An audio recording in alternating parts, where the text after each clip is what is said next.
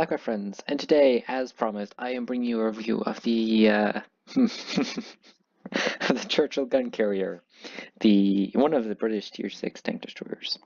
Now, I have two Renault FTs because there's an ad there and I can't get rid of it, and I am not advertising my videos for people, so I really don't want to compare stats between this and the other one, the 88. I'm just gonna compare a few things. Where this tank shines and where this tank shines. First off, DPM. Yeah, 2600 is very good. Penetration 214 is also very good for Tier 6. 250 Alpha is higher than the 160. So overall, at first, DPM is better, Pen is better, Alpha is better. Rate of fire is slightly worse. Reload's worse, obviously. Caliber of the gun is 94 instead of 76. So yeah, shell velocity is worse. Aim time, yeah, the gun is good until you get compared the aim time between this and the 88. It's still good, 1.72 and 0.3 accuracy is amazing. It's just the 88's better. A lot of people say the 88 is bad, but they don't realize that their other option to kit to the 87 would be this tank. Or they do realize that and they don't care. The gun carrier, I see some people actually playing through the tank because they think it's a viable option. I see some people playing it because they're trolls or because they got trolled too, which is why I'm playing it. But the 88 is a far superior tank in my opinion for a lot of things. You got some good depression. Shame you can't use that depression. Aiming arc's bad. Speed is abysmal, but still faster than the 88. Horsepower is worse than the 88, yeah. Power weight ratio is less than the 88.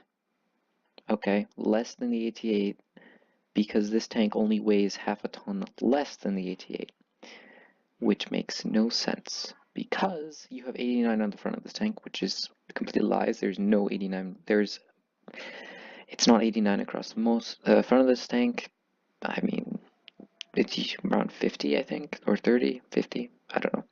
It's really not strong. Compared to 203 on the 88, 108 on the side, 100, 102, not 108, 102 in the rear. You have this massive armor difference between these two tanks, and this tank can go 6 kilometers forward faster forwards and 2 in reverse, and it has a worse power weight ratio. Yeah. Effectively, however, power weight ratio is decent. Yeah, I don't care. And this is the only other notable thing about this tank. 149% credit coefficient is the highest on any non-premium tank in the game, as far as I know. I believe that's right. Yeah, there's two things going for it. It's gun and its credit coefficient. Nothing else is good. Less health, slightly better view range, half a ton less. Turret armor is lies. That's the gun mantlet. Look, 481 people played in the last 90 days. 1800 with this tank. 88 is a better tank overall. I would rather play an 88 any day. However, I'm not playing an 88 for you today. I'm playing a gun carrier. Because trolls. Okay, so this review is going to be very interesting because I don't know how long I'll be able to stand playing this tank. Yep. Hey, but at least one of my clanmates promised his viewers that he would do a double platoon or on a stream or an actual review. So yeah, he should have fun with that too. So, I mentioned in the stats that the gun depression was a joke. Even though it's 10 degrees, look at where the gun's mounted. It's not mounted up here, it's mounted down here, and it's to the side. To the side doesn't matter much, gun arc is bad enough, but so using your gun depression, it's not gonna do you any good because they'll still see, I think your gun depresses, that may be 10 degrees, something like that. They'll still see a large portion of your tank long before you get up there. And this thing only drives 26 kilometers an hour forwards, so it's not like you can peek-a-boom. You don't have the power weight ratio, you don't have the speed to get up there, fire a shot and get back down before getting shot. You will get shot every time. Also, it has no armor. If you're looking for a spot to shoot that you can bounce off this tank, here, if the side's angled like this and you're in a leopard, you can bounce. I think maybe 75s can bounce that. Yeah, this tank takes the best qualities about the Churchills. They are armor. That's the best thing about the Churchills. The guns aren't spectacular or anything. And yeah, it takes that away. Not even this, which should be an unmodified Churchill hull, is the same thickness as a Churchill hull. Don't ask me why, or at least I don't think it is. They mounted a gigantic casement on it. This is the same exact height as a Churchill, except for your gun is mounted low on the hull. I guess to reduce to lower center of gravity, so this tank doesn't tip over. And yeah, you just added 3 feet, 2 feet on top of your tank. It's pathetic. I don't even know if it has a better engine than a Churchill one. Churchill 1, 350, so it must be the same exact engine. Yeah, actually this engine's slightly better than that. Wow, hooray. It's pathetic, and it was really stupid design. But enough about that. I don't even have 100% crew in this tank. I don't care. I'm not... The only reason I have this tank is because I was asked to review it. That and the fact that it's for the lulz. So, we are bottom tier on Mayan Runes. So we're on a non-tank destroyer friendly map, and we are in a non-friendly matchup. Traverse rates on this tank aren't that bad. Just look at this.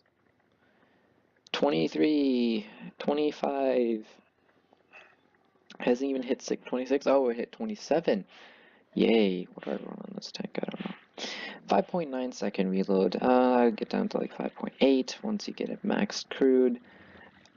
But seriously, it's gonna get max crewed in like a couple battles.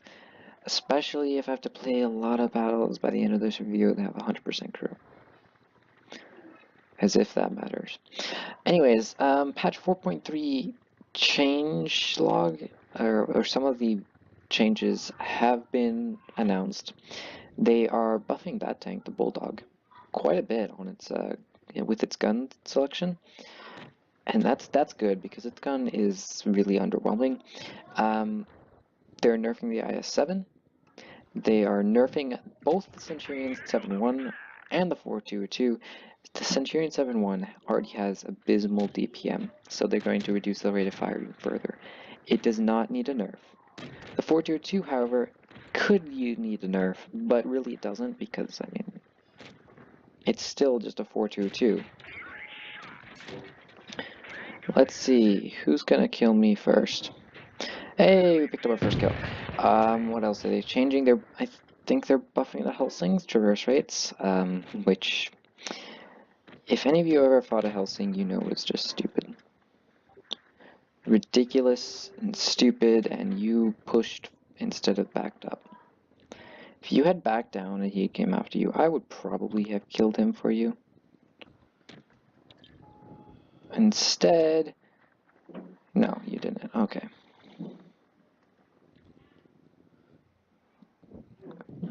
Cool. Yep. That is bad. We are losing this battle. We're down a tank.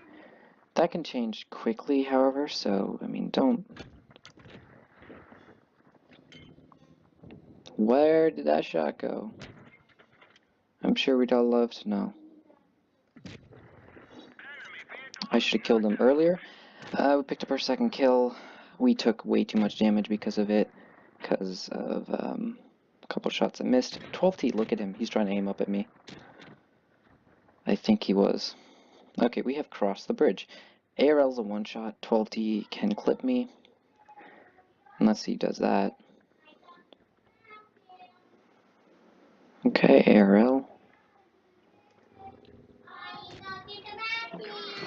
Yeah, Okay, okay.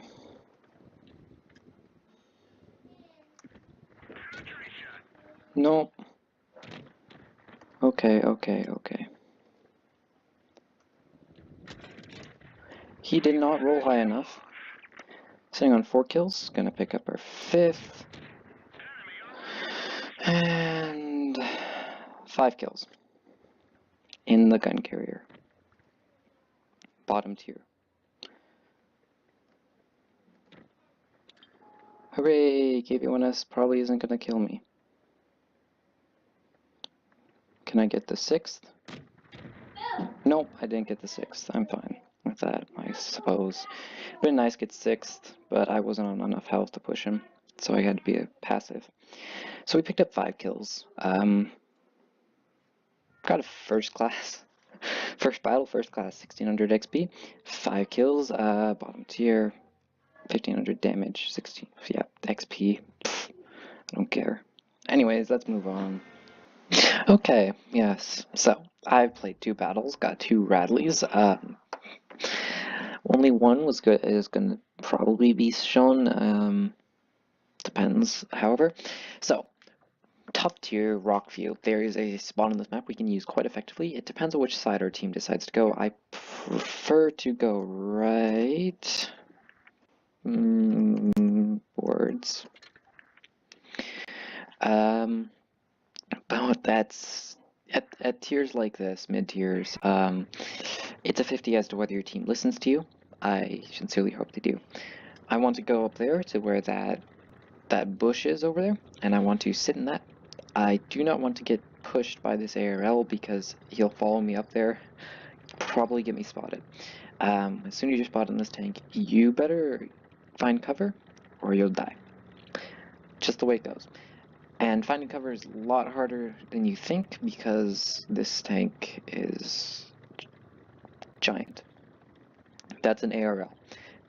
This thing's basically the size of an ARL, and then you add an extra meter on the end. I mean, it's a bit shorter, but not by much. Let's see. I don't know if the enemy team's going to be over here, so, well, being defensive, yeah. Being passive is for noobs, right? It's not like this tank's supposed to be played passively. It's for best results. The gun is, it's good DPM-wise. It just, you can't take snapshots with it, I feel. For some reason or the other, you should be able to, but I've only hit like 1 or 2 snapshots, and by I mean like half-aim shots. And firing on the move on this tank shouldn't be a problem because 26 kilometers an hour, I mean, come on. And I was complaining about snapshots, so the first snapshot I take pens. Hits and pens. I mean, you pen most things at this tier. Just what you're gonna do. With 214 millimeters of penetration at tier 6. I mean, it reminds me a lot of the Angry Connor. Angry Connor has massive drawbacks, but it has insane DPM penetration and credit coefficient. I didn't get a kill into that guy. English, please. Shot into that guy because he died right as my shot impacted. Okay, that guy is gonna back up. Look at this, 10 degrees of gun depression. It's amazing. Even though I mean, look, I'm getting spotted because the top half of my tank is out of cover. If I was in a lower profile tank with the same gun depression, it would be, I don't know if it'd be easier or worse, because this thing effectively is a low profile tank with its gun mounting, but then everything else, it's massive. So the S35CA is over there where I first took my position in that bush. I'm saying over there and it's useless. M4 is right there. Hello. So you did see a shot bounce off this tank, but that is an M4 using the 105 derp with heat. It's going to bounce a lot of tanks, even those ones that don't normally bounce rounds. Yeah. I did play that thing with the derp before the Primo nerf, and it was fun, and I liked it a lot. There was some sort of event going on or something that was on sale, and I hadn't aced it, so I bought it back, played like 15 games, and aced it. Okay, is he gonna die? He is. We only picked up 1 kill so far. We haven't done any spotting for ourselves, so XP gain is going to be marginal. I would love to ace this tank, however, I don't think this is going to be a game where we do. Should have just used AP, whatever. 2 kills. See, if I had been on the other side of his tank, his gun arc would have allowed him to shoot me. But because of how weird the angles are on that tank, he couldn't. Okay, that was a good game. 2,000 damage. Because we weren't spotting for ourselves, of course, we didn't get all the XP for it, so it's not an ace, unfortunately. But yeah, good game. So, I think I have my 2 games. I've played 4 to get this review, and the first and the third were the games I needed. And since I got those, I'm set. And it also has been like an hour and a half since I last recorded, but hey, whatever. Yeah. So, my final thoughts on this tank. If you are absolutely not right in the head, get this tank. If you're a troll and want to troll YouTubers and try to get them to play and review this tank, good for you. I don't like that. If you think the 88 is bad, just play this tank and you'll find out which one's worse. This tank, I mean, it's not completely bad. It's got a really amazing gun, and I kind of like playing it a little bit, but its shortcomings are far outweigh the 2 advantages this thing has over the 88.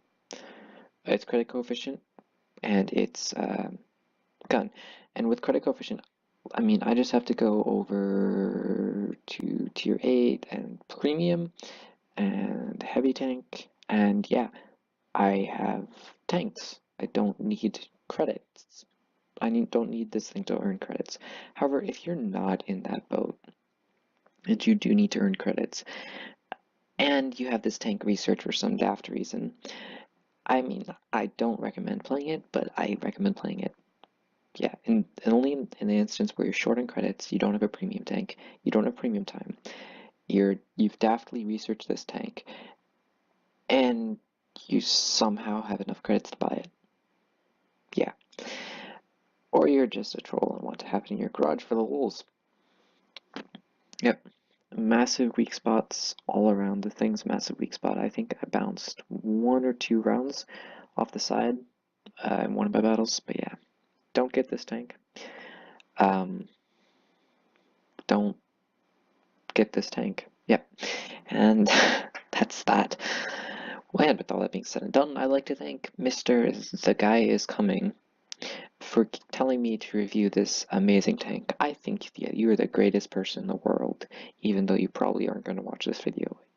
Even though you're in my clan, and I'll probably mention you when I post this because you asked for it like a month and a half ago.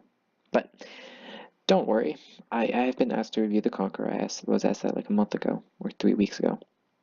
And I do want to review that tank for you, but credits. And I need credits for other tanks, so yeah. It's in a tough situation. So if you enjoyed this video and enjoyed what I do, would like to show that you do, please don't forget to hit the like button down below, subscribe if you're new, and comment your suggestions for videos I can do. Recently, I haven't been doing so well on views or comments, and let's try to change that. Let's get some comments going, even if they're troll comments, because I know there'll be troll comments. I can't pronounce words. And if you enjoy reviews and enjoy my reviews, please let me know, because I feel like lots of people aren't enjoying reviews. So yeah, let's make this video amazing, because this tank isn't. Yep. Like baiting done. To say see y'all, have fun, stay safe, and bye. Gun carrier OP, please nerf 2017.